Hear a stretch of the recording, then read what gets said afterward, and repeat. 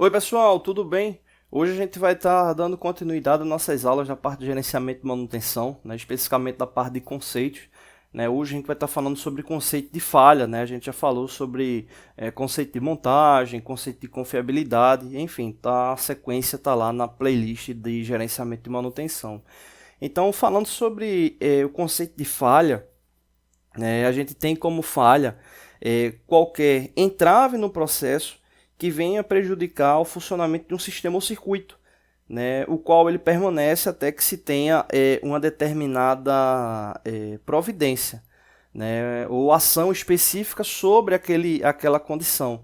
Né? Exemplo, um mau funcionamento de um elemento, né, você pode estar lá operando determinado sistema e aquele sistema ali apresentou falha em determinado ponto, né, ou melhor, apresentou mau funcionamento em determinado ponto, o mostrador que por algum momento não estava apresentando um indicador específico, mas sem a sua intervenção ele veio a funcionar. Né? Então ele teve aquele mau funcionamento ali no processo, mas não caracterizou um entrave, né, na execução. Na falha, esse entrave ele já ocorre, ou seja, tem que ter essa condição. Agora, um mau funcionamento ele pode vir a causar uma falha, então já é passível de uma análise da manutenção ou do ciclo, né? O qual ele vem a estar executando. Né? Então a falha a gente tem como base, né, qualquer entrave que venha a ocorrer no sistema ou circuito, que permanece até que sejam tomadas as medidas, né, corretivas, né, para que ele venha a funcionar. Né? Quando um sistema ele cumpre mais de uma missão, né, independente, ou seja, tem mais de uma atividade, qualquer entrave que venha a ocorrer nessa execução é considerado justamente uma falha, mesmo quando as outras, né, tarefas programadas venham a permanecer de forma adequada, né? Então você tem vários sistemas e aí tem uma falha em um sistema, essa falha, ela teoricamente ela está envolvida em todo o processo, tá bom? Então a falha ela tem justamente como essa base que é justamente esse entrave na execução do processo. Então esse é o conceito que a gente tem aí específico sobre esse caso. Não deixe de se inscrever no canal, toda semana tem vídeos novos. Valeu! Oi pessoal, tudo bem? Hoje a gente vai estar dando continuidade aos nossos vídeos da parte de gestão da manutenção. Hoje a gente vai estar falando sobre mais um conceito, nesse caso o conceito de manutenabilidade, né? Esse que é um conceito que foi desenvolvido logo no início da Revolução Industrial, né? Quando se tinha uma busca, né, de se manter, né, maquinário trabalhando de qualquer maneira, né? E isso não mudou, né, também com o passar do tempo, né? Hoje ainda se procura essa relação, né? O que se mudou foram os métodos, os processos, indicadores, com o passar do tempo, né?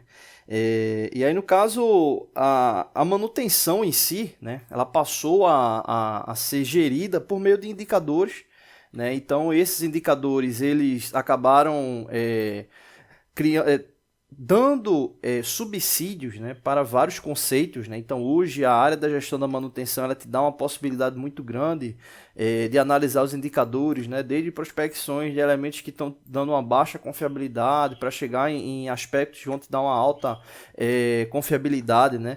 Então, esses aspectos eles foram trabalhados, né, durante o passar do tempo e são estudados até hoje. Né? Vários conceitos que vêm surgindo com o passar do tempo. Né? Então, esse conceito de manutenabilidade, né, ele iniciou como uma série, né, de regras, né, e linhas de ações desenvolvidas em resposta às exigências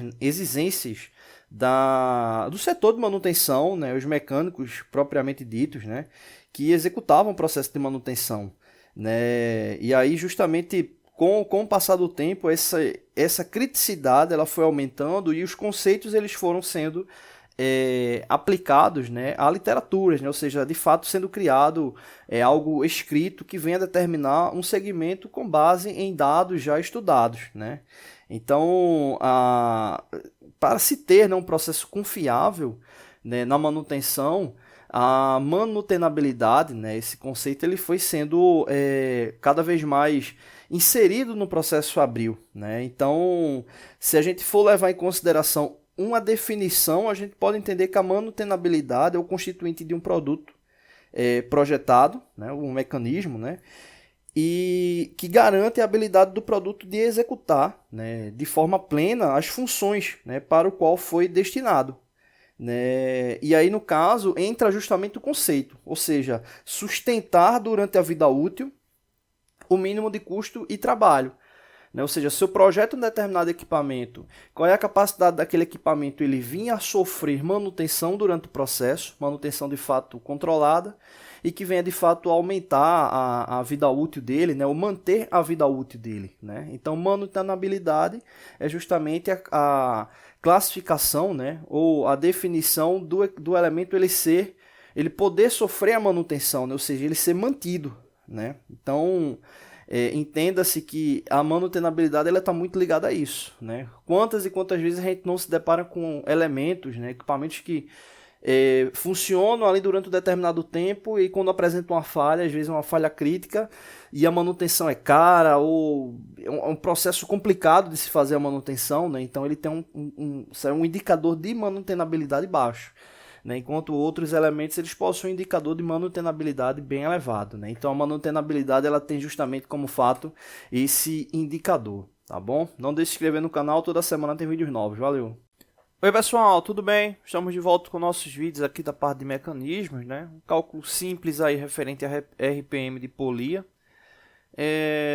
Bom, vamos lá. A polia 1 indicada abaixo possui 1.200 RPM. Com base nessa informação e nos diâmetros relacionados abaixo, qual é o RPM da polia 2? Aqui só um detalhe que o diâmetro da polia está em polegada. E aí eu já vi gente se confundindo com isso. Né? Ou, vamos dizer, nem se confundindo, mas às vezes perdendo tempo, vamos colocar entre aspas. Né? Porque o que acontece? Se as duas polias estão em polegadas, né, e principalmente nesse caso o valor inteiro, você não precisa converter nada. Como o objetivo é só encontrar RPM, porque é uma relação proporcional. Né? Então, a nível de escala de unidade, é uma relação proporcional. Então, não precisa converter. Agora, exemplo, se tivesse polegada e tivesse milímetro, centímetro, unidades diferentes, é importante converter para não gerar dúvida. Né? Ou até se tivesse polegada inteira, polegada fracionária, é importante você, para não ficar com dúvidas. Mas nesse caso aí, realmente não precisa. Né? Vamos lá. Você tem RPM de entrada, né, que nesse caso é 1.200 RPM, ou seja, 1.200 RPM está ligado à polia 1. A polia 1 é essa aqui menor. Né? Então, essa polia é a polia motora. Né? E para a polia maior, que é a polia 2, né, é a rotação ali de chegada, né, como o professor meu falava antigamente. Né? Então, nesse caso, até para você não se confundir, o que acontece? Se essa polia menor está recebendo ali a rotação, né, e essa maior está recebendo da menor, o que é que vai acontecer? Essa maior aqui, ela vai girar menos do que a menor, ou seja, você vai ter uma relação aí de redução. Por que eu estou falando sobre isso, essa relação de redução? Se por acaso você calcular a RPM e encontrar um RPM maior para a polia 2, um RPM maior do que a polia 1, tem alguma coisa errada. Se o diâmetro da polia 2 é maior, consequentemente a RPM dela vai ser menor. Então, por exemplo, você calculou e encontrou 1.200 ou qualquer valor acima desse aí, está errado, ficou errado alguma coisa no cálculo. Né? Não quer dizer que você vai calcular certo se encontrar ali uma rotação menor. Pode ser que você tenha errado alguma coisa. Mas com certeza essa rotação ela não pode ser igual ou maior do que 1.200. Beleza? Bom, aqui no caso, o que a gente vai fazer? A gente vai ter 1.200 multiplicado por 2, né? E esse resultado a gente vai dividir por 5. Né? Esse resultado a gente vai dividir por 5. 1.200 multiplicado por 2 vai dar igual a 2.400. 2.400 dividido por 5 vai dar 480. Então aqui a gente vai ter 2.400 dividido por 5, que nesse caso aí vai dar 480, ou seja, 480 RPM, né, a rotação final. Né? Vamos verificar ali as alternativas, né, mas eu não vou finalizar ainda o vídeo não, vamos fazer com outra análise. Está lá a alternativa C, 480, então a alternativa correta. Vamos voltar aqui só para tirar essa dúvida. Se converter, né, a rotação vai ter algum impacto? Ou converter a rotação, converter o diâmetro? O diâmetro da polia 2 é de 2 polegadas, ou seja, 2 vezes 25,4, já que 1 polegada equivale a 25,4 milímetros, né? Então aqui a gente teria 50,8 milímetros. A polia 2, que é 5 polegadas, é só você pegar 5 e multiplicar por 25,4, né? 5 multiplicado por 25,4 vai dar 127 milímetros. Então vamos lá para o cálculo novamente, né? A gente vai ter 1.200 multiplicado por 50,8 e dividido por 127. Dividido por 127. 1.200 multiplicado por 50,8 vai dar igual a 60.960. Né? Vou colocar aqui embaixo. Vai dar 60.960 e aí dividido por 127.